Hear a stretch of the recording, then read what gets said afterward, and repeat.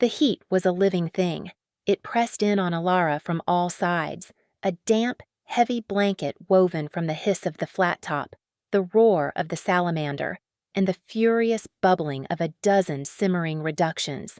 It smelled of clarified butter, seared scallops, and the sharp, metallic tang of stress. In the chaotic symphony of the dinner rush at Aperture, Ilara was the conductor, her movements a quiet, fluid rhythm against the frantic staccato of the line cooks. She did not shout.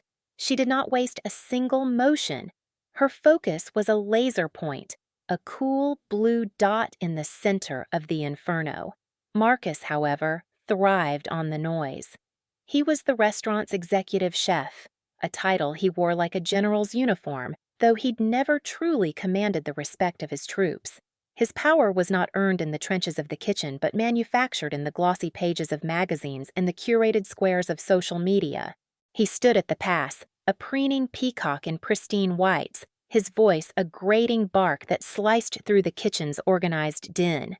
He was not cooking. He rarely did. He was performing. "Where is the thorn plate?" he bellowed, his voice echoing off the stainless steel. "Table 7, now! Does anyone in this kitchen understand the meaning of the word now?" Alara was already there. The plate was a canvas, and she, the artist.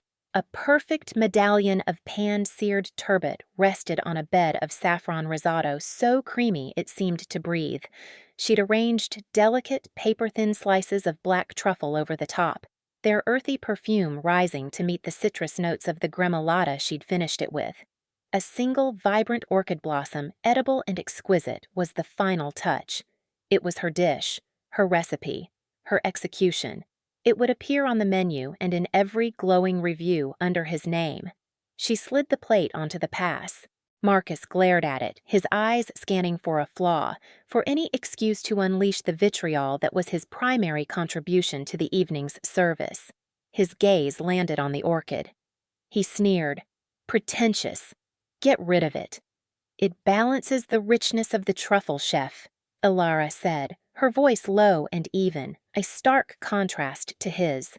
It was the truth. The flower's subtle, sweet bitterness was a necessary counterpoint. It completed the dish. "Are you questioning me, Dubois?" he snarled, leaning closer. The smell of his expensive cloying cologne mingled unpleasantly with the aromas of the food. "I said, get rid of it."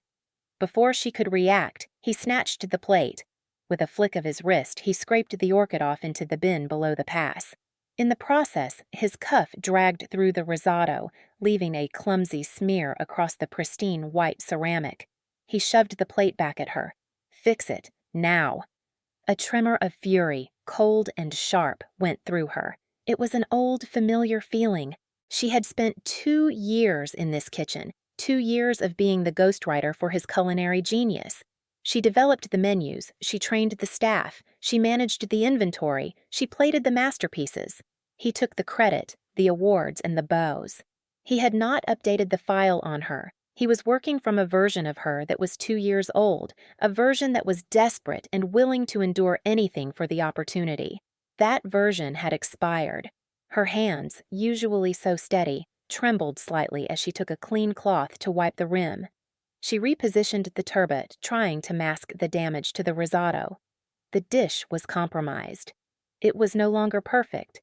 It felt like a physical injury. She glanced at the bin, at the discarded orchid lying atop wilted lettuce leaves. Without a second thought, she reached for a fresh one from the garnish tray.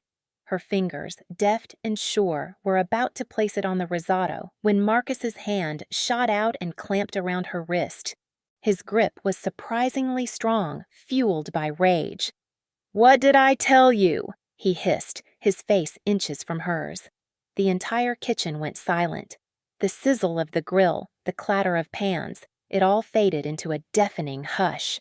"Chef, the dish isn't complete without it," she said, her voice still quiet but with a new edge. An edge of finality. "It is complete when I say it is," he roared. "You are a line cook. You do what you're told." He tightened his grip, his knuckles white. "And you do not touch the boss's food after I have approved it." The The plate wobbled precariously on the pass. He yanked her arm, a gesture of pure, spiteful dominance. The back of her hand connected with the edge of the ceramic plate. It was not a hard impact, but it was enough. The plate, a beautiful, expensive piece of custom-made porcelain, tipped. It seemed to hang in the air for a moment, a perfect tableau of her 2 years of silent suffering before it crashed to the tiled floor. The sound of it shattering was like a gunshot in the silent kitchen. The turbot, the risotto, the truffles, her art, her effort, lay in a broken, pathetic heap on the floor. Marcus stared at the mess, his face contorting with a rage so profound it was almost theatrical. He released her wrist, his chest heaving. He looked at her, and his eyes were filled with a terrifying, triumphant glee. He had his excuse. He had his audience. He raised his hand, the open palm swinging through the hot, heavy air. The hand connected with her cheek. The sound was a flat, ugly crack that seemed to suck all the remaining air from the room. She did not scream. She did not cry out.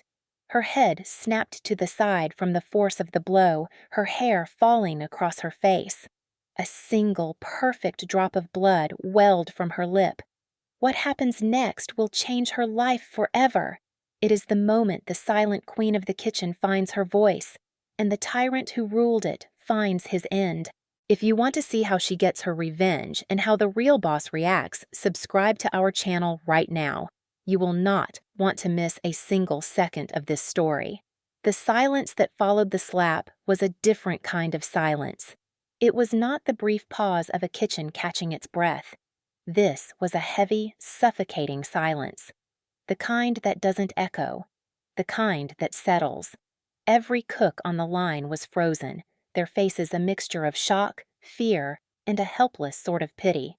Anya, the pastry chef and Alara's only real friend in this culinary purgatory, took a half-step forward, her hands clenched into fists, before one of the older chefs subtly shook his head.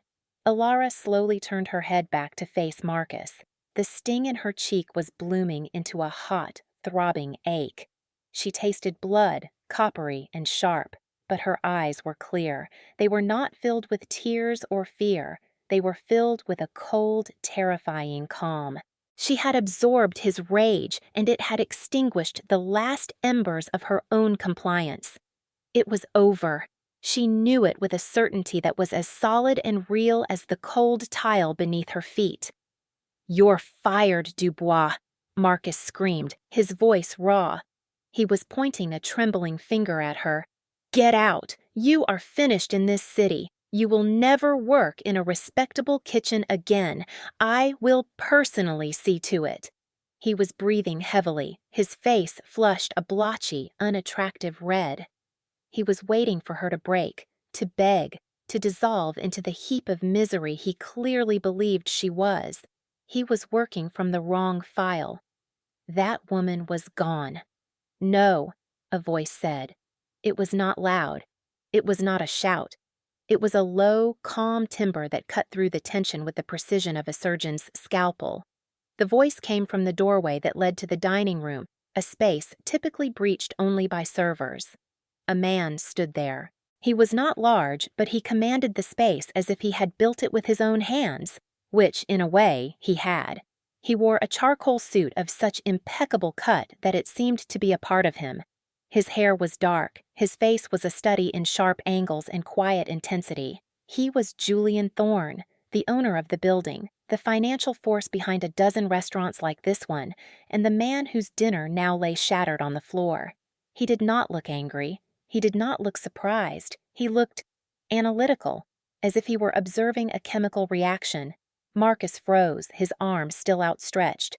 The color drained from his face, leaving behind a pasty, sickly pallor. "Mr. Thorne," he stammered, his voice suddenly thin and reedy. "I am so sorry you had to witness that. This employee, she is unstable. She ruined your dish and became hysterical. I was just handling it." Julian Thorne's eyes, a cool, penetrating gray, did not even flicker toward Marcus. They were fixed on Alara. He saw the red mark blooming on her cheek. He saw the single drop of blood on her lip. He saw the unshakable calm in her gaze. His expression did not change, but a subtle shift occurred in the atmosphere around him. The air grew colder, heavier. It was the kind of pressure drop that precedes a storm. He took a slow step into the kitchen. His shoes, polished to a mirror shine, made no sound on the floor. He was not performing. He was not posturing. He was simply moving from one point to another. But with his entrance, the entire dynamic of the room inverted. Marcus, who had been the raging center of gravity, suddenly seemed small, peripheral, a noisy insect buzzing at the edge of a great, silent stillness. Julian stopped beside the pass.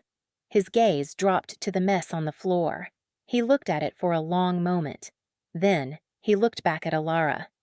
"You are the chef de cuisine," he said. It was not a question. It was a statement of fact. His voice was steady as iron wrapped in silk. Alara met his gaze. She gave a single, almost imperceptible nod. "No, she is not," Marcus interjected, his voice high with panic. "She's a sous chef. I am the executive chef. I run this kitchen."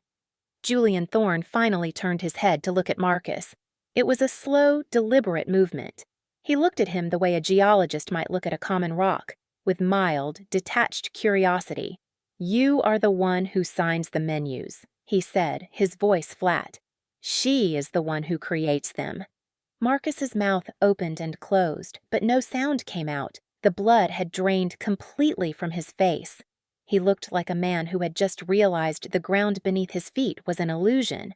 Julian's attention returned to Alara. "I came back here to ask why my dish was delayed," he said, "and to tell the chef responsible for the last 3 seasonal menus that I am impressed. I believe that chef is you."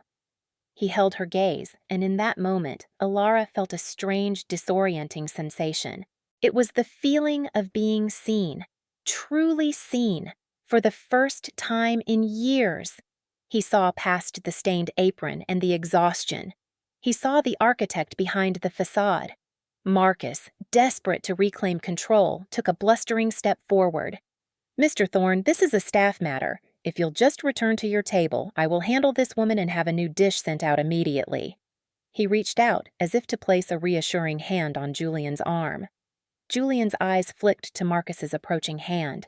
He didn't move, didn't flinch. He simply said one word. "Don't." The word was not a threat. It was a certainty. It hung in the air, absolute and immovable. Marcus's hand froze mid-air, and he recoiled as if he'd touched a live wire. Julian Thorne reached into his pocket and pulled out his phone. He tapped the screen twice. He did not raise it to his ear. A moment later, 2 large men in dark, simple suits appeared in the doorway behind him. They moved with the quiet efficiency of professionals. They were not security guards from the restaurant. They were something else entirely. Julian gestured vaguely toward Marcus. "Mr. Valerius will no longer be requiring access to this building," he said to the men. "See that his personal effects are boxed and sent to his last known address, and have our legal team meet me in my office in 30 minutes. The 2 men nodded and moved toward Marcus. They did not rush. They did not threaten. They simply flanked him, their presence an undeniable fact. "What? You can't do this!" Marcus shrieked, his voice cracking. "I have a contract. I have a reputation." "You have a mess on the floor," Julian replied, his voice devoid of any emotion. "And you have assaulted a member of my staff. Your contract has a morality clause.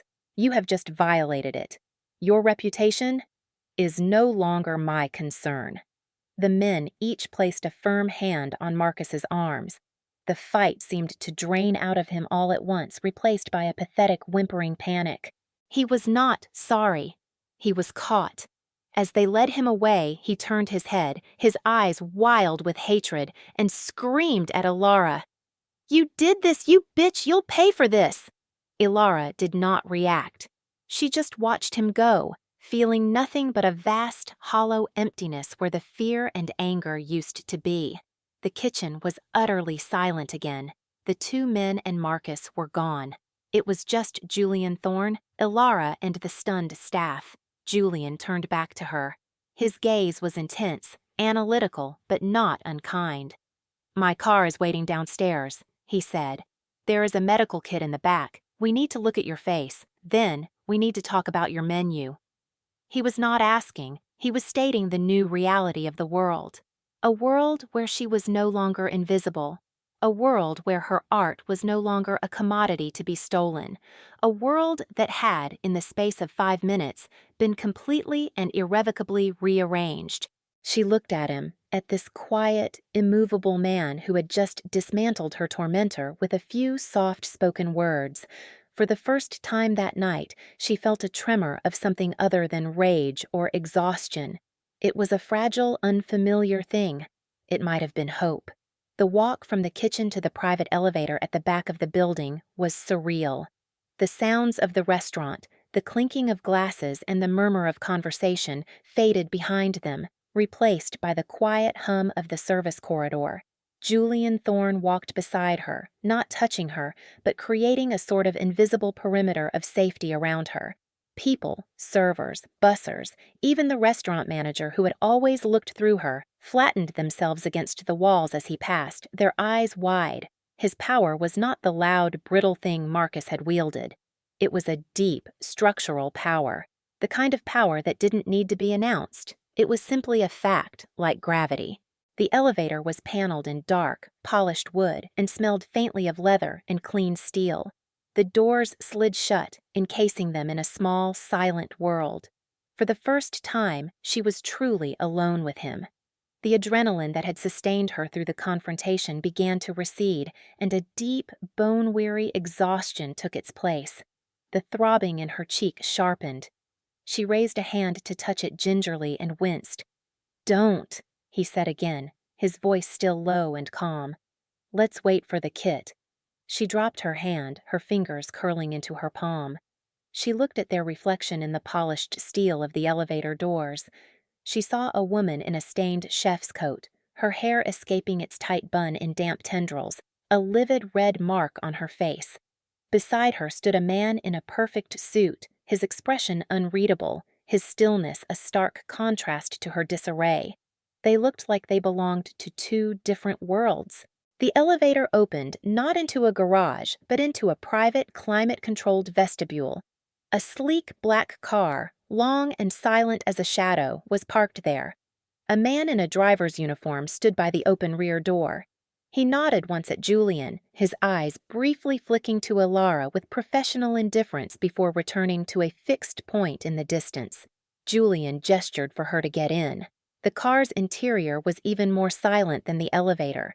The seats were soft black leather, the air cool and clean. It felt like a sanctuary, a world away from the heat and grease and noise of the kitchen. He slid in beside her, and the door closed with a soft, solid thud, sealing them off from everything. He did not speak immediately. He leaned forward and opened a small, refrigerated compartment from which he produced a bottle of water and a small, black case. He opened the case. It was not a simple first aid kit. It was a professional-grade medical kit filled with antiseptic wipes, sterile gauze, and medical-grade salves. He took out an ice pack, the kind that turns cold when you crack it, and activated it with a sharp twist. He wrapped it in a soft linen cloth and held it out to her. "Here," he said, "for the swelling." She took it, her fingers brushing his. His skin was cool and dry. The ice pack was a shock of cold against her hot cheek, but it was a clean, welcome pain. She held it in place, closing her eyes for a moment. "I assume you have not eaten," he said. It was another statement of fact. "No," she whispered. Her voice sounded rough. He picked up the car's internal phone. "Graves," he said. "Change of destination. We're going to the penthouse. Have the kitchen prepare a light meal. Something simple. Soup. Bread. And a bottle of the 82 Margot." He listened for a moment. "No, she's with me now. It's handled." He hung up. Penthouse. The word hung in the air between them. She knew of it, of course. The entire top 3 floors of the Thorne Tower, a private residence spoken of in hushed, legendary tones. She opened her eyes and looked at him.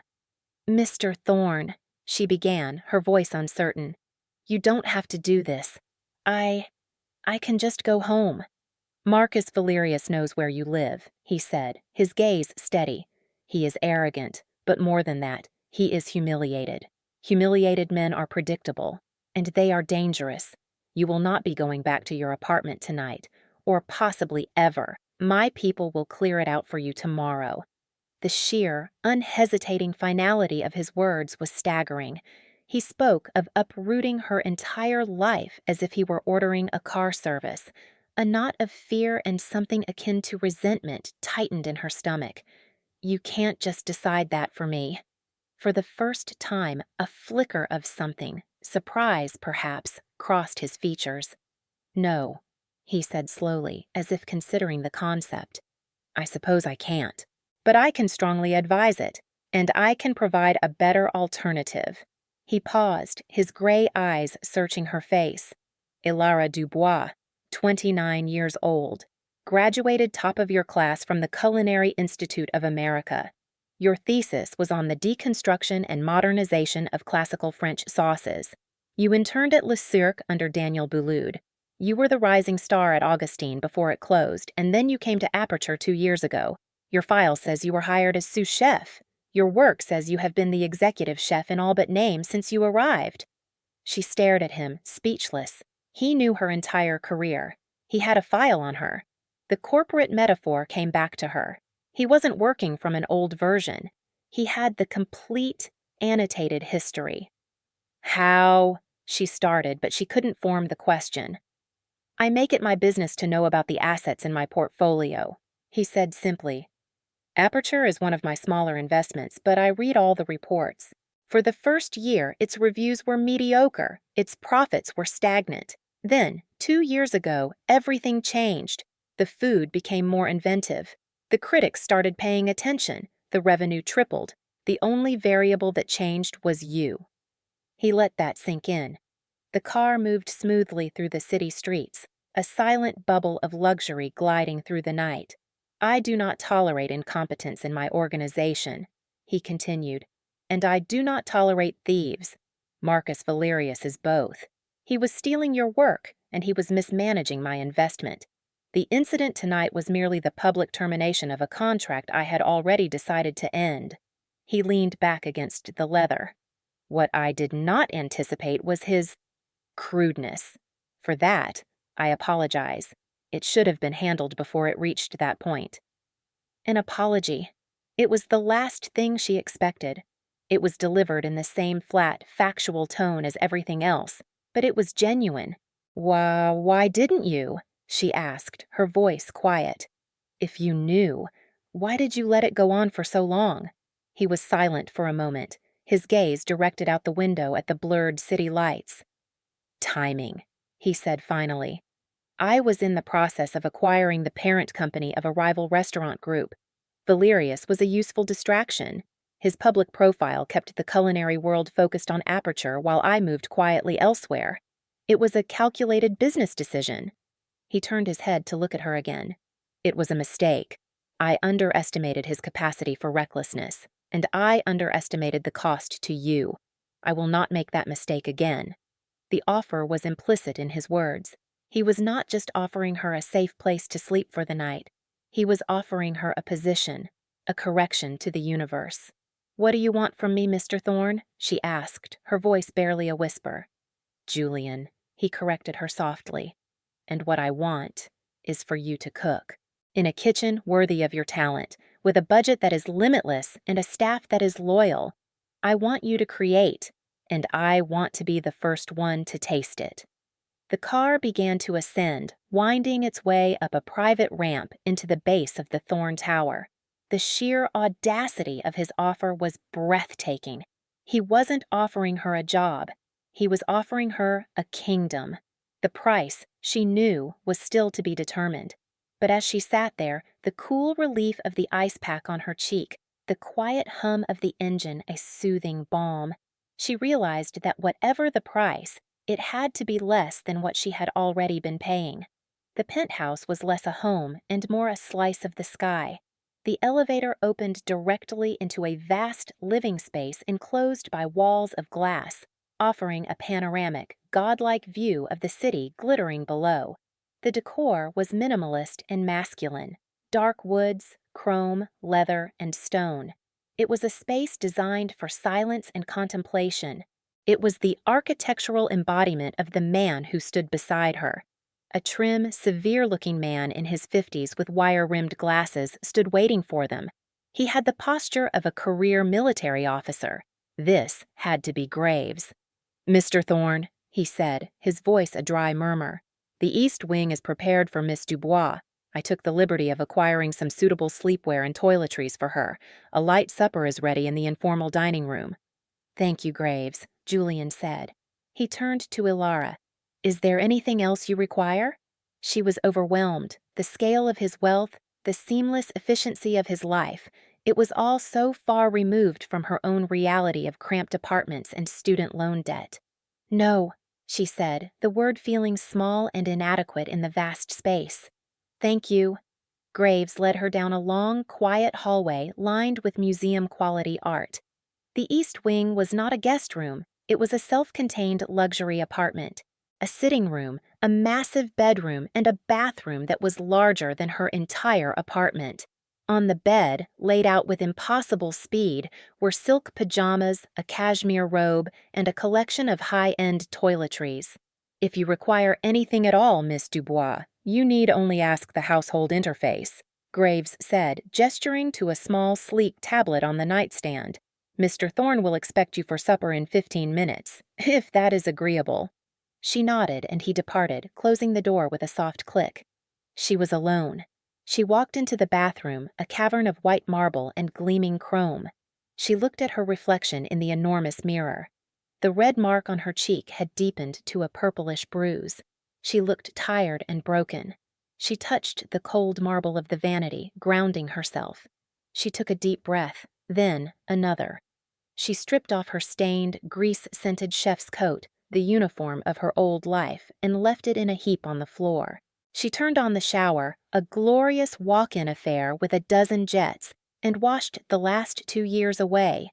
Wrapped in the impossibly soft robe, she felt more human. The supper was served in a smaller room, one with a round table and a single breathtaking view of the city's northern sprawl. Julian was already there, seated, having exchanged his suit jacket for a dark cashmere sweater. He stood when she entered. An old-world courtesy that felt both jarring and deeply comforting. The meal was simple, as he had ordered. A clear, fragrant chicken consommé with finely diced vegetables, and thick slices of warm, crusty sourdough bread with unsalted butter. The 82 Margot he'd ordered was open and breathing on the table. It was a meal of profound, elemental comfort. Food as apology. Food as sanctuary. They ate in silence for a few minutes. It was not an awkward silence. It was a comfortable, settled silence. The kind shared by people who have no need to fill the air with noise. "Oh, the test kitchen is on the 48th floor," he said finally, swirling the deep red wine in his glass. "It has been unused for some time. It was part of a project I abandoned. It has every piece of equipment you could possibly imagine. A Bonnet Maestro suite, CVAP ovens, a package, immersion circulators, a blast chiller. Anything it doesn't have, you will write a list, and it will be there within 24 hours. She took a slow sip of the soup. It was perfect. The work of a master. "You have a chef here?" "I have a staff," he corrected. "The head of my household kitchen is a man named Antoine, who trained under Robuchon. You will find his standards acceptable." Acceptable! The understatement was so profound it was almost witty. She was beginning to understand his way of speaking. He dealt in facts, not flourishes. "And what exactly would I be doing in this kitchen?" she asked, setting her spoon down. She needed to understand the terms. She would not trade one cage for another, no matter how gilded. "As I said, you will create," he replied. "I am in the final stages of acquiring the Meridian Group. They own 17 restaurants across the globe. Some are failing, some are coasting on old reputations. All of them need new vision. I want you to be that vision. You will develop the concepts, the menus, the philosophy. You will not be the executive chef of one restaurant. You will be the creative director of them all." She stared at him, the bowl of soup forgotten. He was talking about a culinary empire, and he was handing her the keys. "Why?" she asked. The question was raw, genuine. "You don't know me. You've read a file, you've tasted food I've made under another man's name. Why would you trust me with something so enormous?" He set his glass down and leaned forward slightly, his gray eyes locking onto hers. "Because I do not invest in businesses, Miss Dubois. I invest in people. I look for assets that are undervalued. I find individuals with immense talent who have been stifled by circumstance or mismanagement. And then I remove the obstacles and provide the resources they need to achieve their full potential. It is the core principle of my entire business philosophy." He paused. "You are the most undervalued asset I have come across in a very long time. This is not an act of charity. It is a calculated investment, and I expect a significant return." His honesty was brutal and in its own way incredibly liberating. He was not her savior. He was her investor. This was a transaction. She understood transactions. "And Marcus?" she asked, her voice hardening at the name. "What happens to him?" "Mr. Valerius is a liability I have already divested myself of," Julian said coolly. "My legal team is currently documenting the extent of his financial mismanagement at Aperture, which is considerable. They are also compiling statements from the staff. I believe several of your colleagues were quite eager to speak once they knew it was safe to do so. Anya, the pastry chef, was particularly descriptive." He took a sip of his wine. "He will be sued for breach of contract and embezzlement. He will be professionally disgraced. As for his threat to you, I have also acquired the debt of the 3 main culinary publications in this city. Any attempt by him to print a story that is not flattering to you will be met with editorial resistance. He has been, for all intents and purposes, erased." The sheer, ruthless efficiency of it all was terrifying and exhilarating in equal measure. He had not just fired Marcus. He had dismantled him piece by piece with a series of quiet phone calls. It was the contrast between Marcus's hollow, performed power and Julian's deep, quiet, structural power. One was a bonfire, loud and hot and quickly extinguished. The other was the tectonic plate moving silently beneath the earth. She thought about the last 2 years, the stolen credit, the constant verbal abuse, the casual cruelties culminating in a public assault. She thought about his promise to ruin her, and she thought about this man, this quiet sovereign who had undone it all in less than an hour. Ilara is finally safe, a world away from the man who hurt her. But Marcus is not the type to disappear quietly. He is already plotting his next move, convinced he can destroy her. If you think she deserves this new life and the chance to finally show the world her true talent, drop a heart in the comments below. We read every single one, and don't forget to hit that like button if you're enjoying her journey from the shadows into the light. She finished her soup. The warmth spread through her, a comforting anchor in the dizzying new reality. She looked at Julian Thorne, this man of quiet commands and devastating consequences. He was watching her, his expression patient, waiting for her answer. "I have one condition," she said, her voice clear and strong. He raised an eyebrow, a minute shift in his controlled features. "I'm listening." "I want a contract," she said. "A real one. Outlining my duties, my title, my compensation, and my creative control. I will not work on a handshake or a promise. I will be your partner in this, not your project." A slow, small smile touched the corner of his mouth. It was the first time she had seen him do so, and it transformed his severe face, making him look younger, almost approachable. "Graves is drafting it now," he said. "I anticipated you would require it. It will be on your nightstand by morning." Of course he had. He was always 3 steps ahead. She nodded slowly, accepting this new, strange, and terrifyingly promising reality. "Then you have your creative director, Julian." The days that followed were a blur of focused, exhilarating work. The test kitchen on the 48th floor was everything he had promised and more. It was a chef's fantasy, a gleaming laboratory of culinary potential. For the first time in years, Ilara felt the pure, unadulterated joy of creation without compromise. There was no Marcus hovering over her shoulder, no budget constraints, no need to dull the edges of her vision to make it more palatable for a lesser palate. There was only the food. She worked with a manic energy, fueled by years of pent-up creativity. She filled notebooks with ideas, sketched out plating designs, and experimented with flavor combinations that were bold and unorthodox. She was not just cooking, she was finding her voice again, a voice that had been suppressed to a whisper for far too long. Julian was a quiet, constant presence. He did not hover or interfere. He would simply appear in the late afternoon, after his own day of conquering the financial world was done. He would take a seat at the small tasting counter she had set up in the corner of the kitchen, and he would watch her work. He watched with an unnerving, silent intensity. Then, she would serve him. A small plate, a single bite, a new concept. A deconstructed bouillabaisse served in a warm tomato consommé. A sliver of foie gras cured in salt and sauterne, served with a fig and balsamic reduction that had aged for 12 years. A single, perfect raviolo filled with liquid parmesan and an egg yolk, topped with shaved white truffle. He would eat slowly, deliberately. He would taste, consider, and then he would offer his analysis.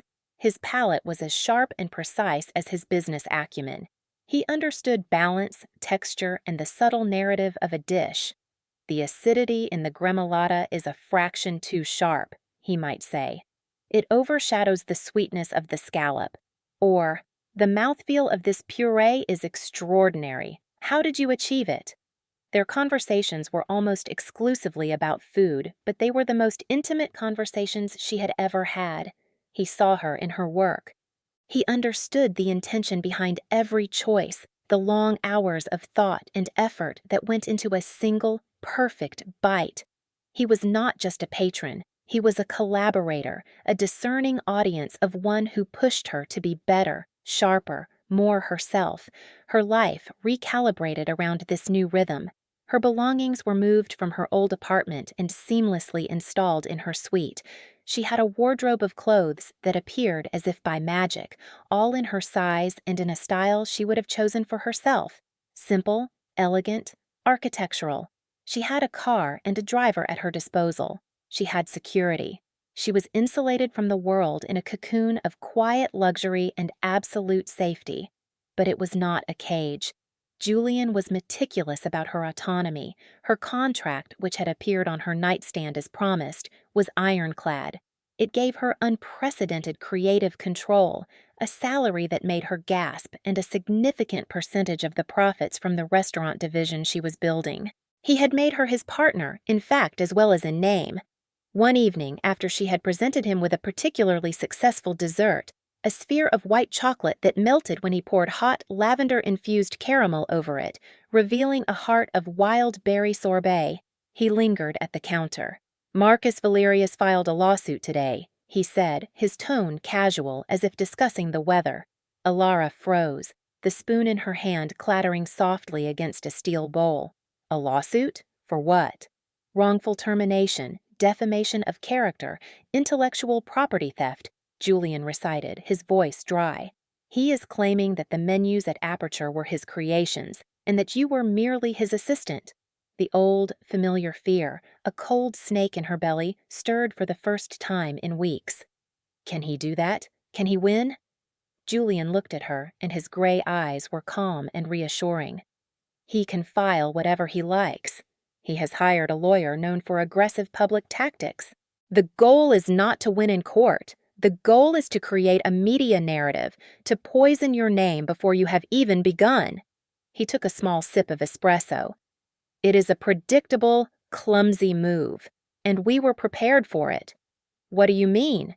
My legal team has spent the last month conducting a forensic audit of Aperture's digital records. We have every email you ever sent to Marcus with recipe ideas. We have the metadata from the menu files showing you as the original author. We have the supplier invoices that show you ordering the specific high-end ingredients for dishes he later claimed to have invented on the spot. He paused. We also have sworn, notarized affidavits from more than a dozen former and current employees, including Anya, detailing his abuse, his plagiarism, and his general incompetence. His lawsuit is not a threat, Alara. It is a gift. He has just handed us the perfect public platform on which to destroy him. The cold snake of fear in her stomach uncoiled and dissolved. It was replaced by a slow, rising heat, the heat of vindication. He had not just given her a kitchen. He had built her a fortress. He had anticipated every move the enemy would make and had already prepared the counterattack. "I don't leave because things become complicated, Julian," she said, her voice quiet but firm. It was a line from their contract negotiations, one she'd insisted on when he'd outlined the potential ugliness of the transition. He had been testing her resolve. She had not wavered. He gave that rare, small smile again. "I know," he said. "That is why I chose you." Their relationship settled into a new kind of domesticity. It was not romantic, not yet. It was something quieter, deeper. A partnership forged in mutual respect. He provided the safety and the resources. She provided the warmth, the life, the art that was beginning to fill the sterile perfection of his world. The 48th floor was no longer an abandoned project. It was the heart of the tower, a place of warmth and incredible smells. The scent of her baking bread would sometimes drift into the ventilation system, reaching his offices on the 50th floor, a subtle, constant reminder of the new, vital force he had brought into his life. He began to invite her to join him for dinner more often, not in the informal dining room, but in his private study, a room filled with old books and maps. They would eat the food she had created, and they would talk about art, about history, about the structure of a perfect sentence or the architecture of a perfect sauce. She discovered a keen, curious mind behind his reserved exterior. He discovered a fierce, resilient intellect behind her quiet grace. She was healing. The bruises on her face had long since faded, but the deeper bruises, the ones on her confidence and her spirit, were fading too. She walked taller. She smiled more. A real smile, one that reached her eyes. She was not just a survivor anymore. She was becoming a creator, a builder, a queen surveying the first small corners of her new kingdom. But she knew, and he knew, that the old deposed king was still out there, rattling the gates, waiting for his moment to strike. Marcus Valerius was a man drowning in the shallow end of a pool. He had lost everything, but his ego, buoyant and unsinkable, refused to let him accept his new reality. He had been summarily ejected from the world of fine dining, a world that had once worshipped him. His name, once a byword for culinary chic, was now whispered with a mixture of pity and contempt. Julian Thorne's quiet, systematic erasure had been brutally effective. The magazines wouldn't take his calls. The television producers who had once courted him for guest spots now acted as if they'd never met him. He was a ghost at the feast. His lawsuit was his last desperate gamble. He held press conferences on the courthouse steps, his face a mask of practiced sincerity and victimhood. He painted himself as the brilliant artist betrayed by a jealous, scheming subordinate and her powerful, Svengali-like benefactor. He spoke of his dishes, his vision, his legacy, all stolen from him. A few bottom-feeding blogs picked up the story, eager for the David and Goliath narrative, but the major players in the food world remained conspicuously silent. Julian Thorne's influence was a dam holding back the flood of scandal. Marcus, however, was blind with arrogance. He mistook the silence for fear. He believed he was winning. "Give her 3 days after the papers are served," he boasted to his increasingly expensive lawyer. "She'll crack. She's fragile. She'll be begging Thorne to settle, and I'll get everything I'm owed." He truly believed it. He was still working from that same hopelessly outdated file on Alara Dubois. He had no concept of the woman she was becoming, forged in the fires of his own cruelty and tempered by the cool steel of Julian's protection. His fatal miscalculation came during the week of the annual Obsidian Gala, the most prestigious event in the culinary world. It was a night of awards, of king-making, where chefs became legends. This year, the gala was being held in the grand ballroom of the Thorn Tower, an irony that was not lost on anyone. A new special award had been created for the event, the Vanguard Award for Innovation and Future Vision in the Culinary Arts. The recipient was a closely guarded secret. Marcus, of course, had not been invited. He was persona non grata, but he managed to secure a press pass through a disreputable blogger he'd paid off. His plan was simple and, in his mind, brilliant. He would crash the party. He would find Ilara, who would surely be there on Thorne's arm, and confront her publicly. He would create a scene so massive, so embarrassing, that Thorne would be forced to pay him to go away, just to avoid the scandal. He imagined her cowering, him righteous and demanding, the flashbulbs of the cameras capturing his triumphant return. The night of the gala, Ilara stood before the floor-to-ceiling mirror in her suite. She was wearing an emerald green gown, a column of silk that was both elegant and severe. It was a dress that spoke of strength, not fragility. Her hair was swept up in a complex, beautiful knot, and for the first time she wore jewelry, a simple, stunning necklace of diamonds and emeralds that had been a gift from Julian. A note had accompanied it. Green is the color of new growth. Julian was waiting for her in the living room. He was dressed in a classic black tuxedo that made him look even more formidable than usual.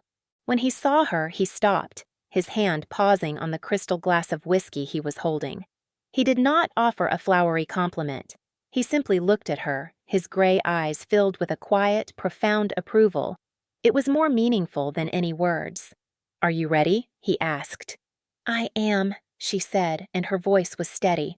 She was no longer the frightened woman from the kitchen. She was the creative director of the Thorne Culinary Group. She was his partner. She belonged here. The ballroom was a glittering fantasy of black crystal and silver light. The most powerful people in the food world were there: chefs, critics, investors, publishers. When Julian and Ilara entered, a hush fell over the room. All eyes turned to them. They were the ultimate power couple. He, the silent king, and she, the mysterious, beautiful woman on his arm. Whispers followed them like a breeze. "That's her, the one Valerius is suing. She's beautiful. What does Thorne see in her?" They took their seats at the head table. Julian was perfectly at ease, a quiet island of calm in the sea of chatter and speculation. Ilara felt a tremor of nerves, but she steeled herself, remembering his words. This was a platform. Marcus arrived as planned through a side entrance. He scanned the room, his eyes wild and feverish. When he saw Ilara seated at the head table, a vision of elegance and power, a surge of pure, unadulterated hatred went through him. She was supposed to be destroyed. Instead, she was being feeded. He started moving through the crowd, a shark slicing through unsuspecting waters, his blogger friend trailing behind him with a phone, already recording. The awards ceremony began. The usual categories were announced: Best Restaurant, Chef of the Year. Then, the host, a famous food critic, stepped forward to announce the new award. "The Vanguard Award," he began, his voice booming through the ballroom, "is for a chef who is not just cooking for today, but is defining the culinary landscape of tomorrow. This year, the inaugural award goes to a visionary who has worked for too long in the shadows, a talent whose brilliance is only just beginning to be seen by the world." This was Marcus's cue. He started pushing his way toward the stage, preparing to interrupt, to shout that the vision was his. But then the host said the name. "The winner of the first ever Vanguard Award is Chef Ilara Dubois." A collective gasp went through the room, followed by a wave of stunned applause. The spotlight swung from the stage and landed directly on Ilara. Her face, projected onto the massive screens on either side of the stage, was a mask of pure shock. She looked at Julian, who simply gave her a small, encouraging nod. "Go on," he murmured. "They're waiting." This was the trap. The lawsuit was the bait.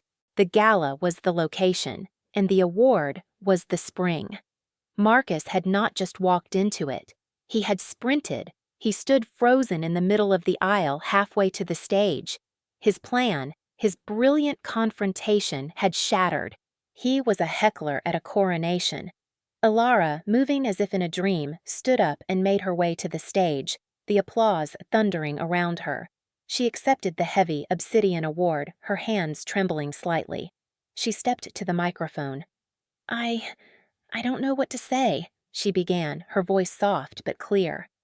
For a long time, I believed that my work would have to speak for itself. Tonight, you have given it a voice. Thank you. It was a short, simple, perfect speech. As she turned to leave the stage, Marcus finally broke.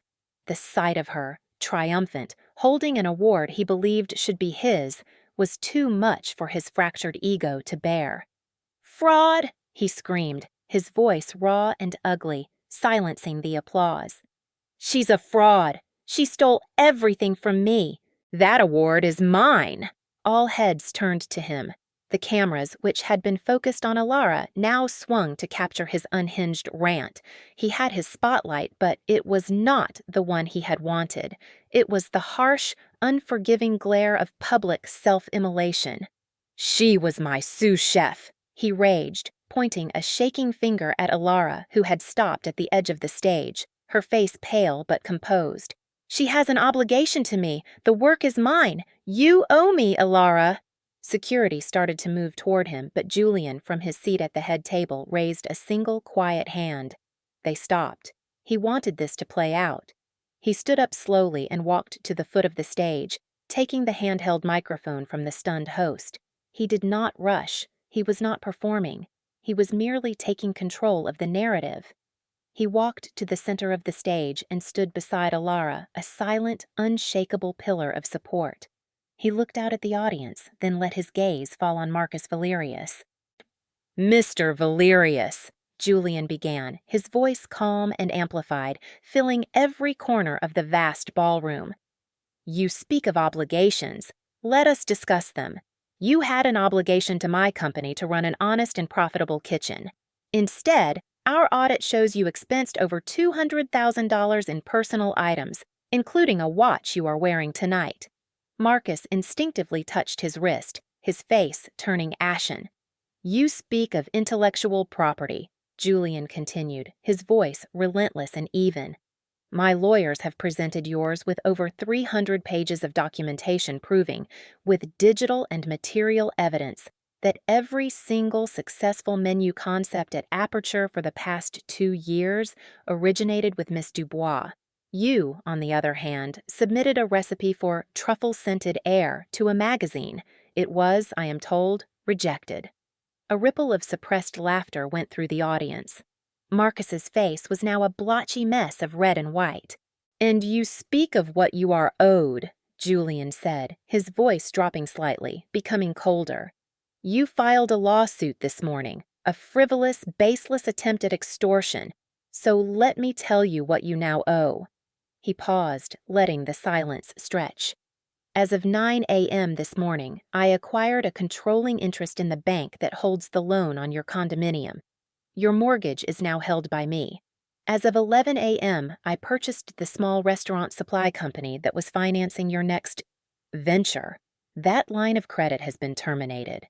He took a step forward, his eyes locked on Marcus, who was visibly trembling. "And as of 1 hour ago, just before this ceremony began, my legal team presented the district attorney's office with a comprehensive file detailing your financial crimes. There is a warrant out for your arrest for felony embezzlement." Julian looked toward the back of the ballroom. "I believe the detectives are waiting for you in the lobby." It was a public execution, delivered not with a sword, but with a balance sheet. Every word was a precise, devastating blow. Marcus stared at him, his mouth agape, his arrogant facade completely collapsing. The full weight of his ruin descended upon him in a single crushing moment. His world had not just been dismantled, it had been liquidated. The sound he made was horrifying. It was a strangled, guttural sob of pure despair. His legs gave out, and he crumpled to the floor, dropping to his knees. He was no longer a defiant tyrant. He was a pathetic, broken man, weeping uncontrollably in the middle of a ballroom, surrounded by the very people whose respect he had so desperately craved. The security guards, the real ones this time, moved in. They lifted him to his feet, a dead weight of shame and misery, and began to drag him from the room. His protests were just incoherent sobs. The downfall was absolute. It was total, and it was public. Julian turned away from the pathetic spectacle and faced the stunned audience. He put a steadying arm around Alara's shoulders. She was shaking, not from fear, but from the sheer cathartic release of it all. "Allow me to reintroduce my partner," Julian said, his voice ringing with quiet pride. "Ilara Dubois, the creator of the Vanguard award-winning menu you are about to enjoy tonight, and the new president and chief creative officer of the Thorn Culinary Group. She has been the most capable person in every room she has ever been in. It is simply time the rooms started acknowledging that fact." He led her off the stage, not back to their table, but toward a set of glass doors that led to a private terrace. The applause that followed them was deafening. It was not polite. It was thunderous, a roar of approval for the quiet queen who had finally, publicly been given her crown. The air on the terrace was cool and crisp, a welcome relief after the emotional heat of the ballroom. The noise of the gala faded to a muted roar behind the thick glass doors, leaving them in a world of quiet and glittering city lights. The view was the same as from his penthouse, but from this angle it felt different. It was not a view from a sanctuary above the world, but from a new seat of power within it. Ilara leaned against the cool stone balustrade, the heavy obsidian award still clutched in her hand. She took a deep, shuddering breath, the first truly easy breath she had taken in years. The weight was gone. Not just the weight of Marcus's abuse, but the deeper, heavier weight of being unseen, of being undervalued, of having to fight for every scrap of recognition. It had been lifted, not by her, but for her, in a display of power so absolute it was almost beautiful. "Are you all right?" Julian asked, his voice gentle. He stood beside her, his presence a warm, solid comfort in the cool night air. She turned to look at him, her eyes shining in the city lights. "No," she said with a small, watery smile. "I'm not all right. I'm spectacular." He allowed himself another one of his rare, small smiles. "Yes," he said. "You are." They stood in a comfortable silence for a long time, simply watching the endless river of headlights flowing through the canyons of the city below. The frantic energy of the world seemed distant, irrelevant.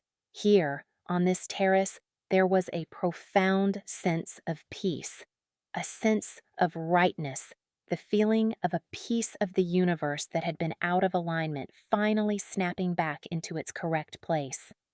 "You planned all of it," she said, not as an accusation but as a statement of awe.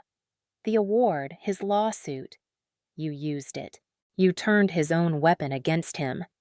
"He is a man of predictable appetites," Julian said simply. "Greed, ego, envy. It was not difficult to anticipate his moves. I merely built the stage upon which he could perform his own destruction." He looked at her, his expression serious. "I would have done it differently, quietly, but he chose to make it public. He chose to attack you. That could not go unanswered." She understood. The public humiliation was not for his financial crimes. That was business. The public humiliation was for laying a hand on her. That was personal. She reached out and placed her hand on his arm. The fabric of his tuxedo was smooth and cool beneath her fingers. "Thank you," she said, and the words were not enough to contain the ocean of gratitude she felt. It wasn't just for his protection or for the opportunity he had given her. It was for seeing her, for looking into the chaos of that kitchen and seeing not a victim, but an undervalued asset, a queen without a crown. He covered her hand with his own. His touch was warm and firm. It was not a gesture of passion, but of partnership, of profound, unspoken understanding. "I told you," he said, his voice a low murmur. "It was an investment. and it is already yielding the highest returns. They stayed there until the chill of the night began to settle deep in their bones. When they finally turned to go back inside, the gala was winding down. People approached them, their faces alight with genuine admiration.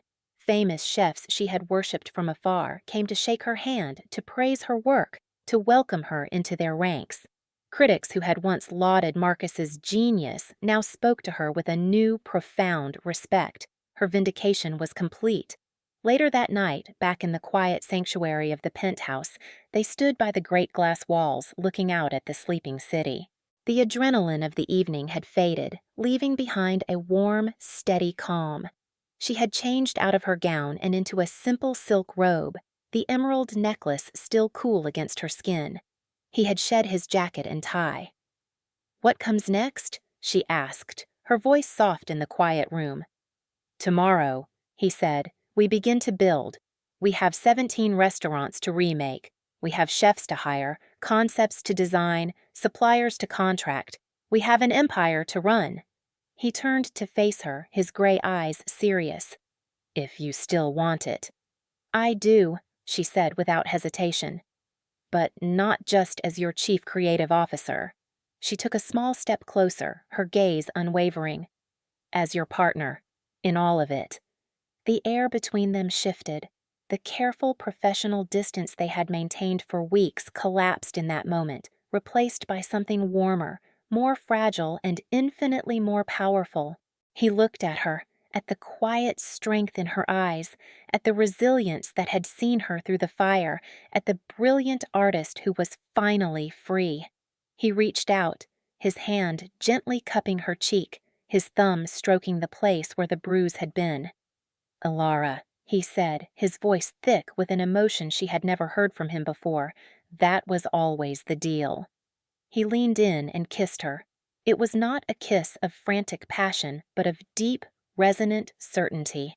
It was a kiss that tasted of expensive wine and second chances and the promise of a future built not on fairy tales, but on a foundation of mutual respect, shared ambition, and the quiet, unshakable knowledge of having finally found the one other person in the world who understood your language. It was the beginning of what came next. Some people will take your silence for weakness and your grace for compliance. They will build their hollow kingdoms on your quiet competence, believing you are merely a part of the foundation, unaware that you are the architect of the entire structure. But there are others who know how to read the blueprints.